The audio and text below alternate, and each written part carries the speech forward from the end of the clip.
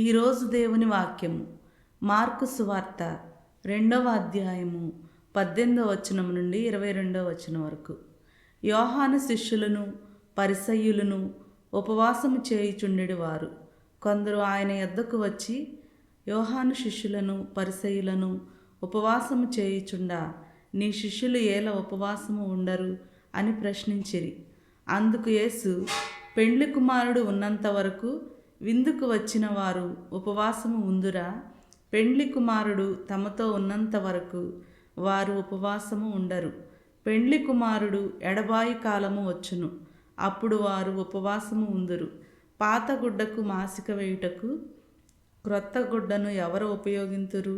అట్లు ఉపయోగించిన ఎడల క్రొత్త గుడ్డ కృంగుట వలన ఆ పాత గుడ్డ మరంత చినిగిపోవును. క్రొత్త ద్రాక్షారసమును పాత తిత్తులలో ఎవరు పోయుదురు? అట్లు పోసిన ఎడల ద్రాక్షారసపు తిత్తులను పిగుల్చును, ద్రాక్షారసము తిత్తులను చెడును. అందువలన క్రొత్త ద్రాక్షారసమును క్రొత్త తిత్తులలోనే పోయవలెను అని సమాధానమిచ్చెను. ఇది క్రీస్తుని సువిశేషము. క్రీస్తువా మీకు స్తుతి కలుగునుగాక. ఆమేన్.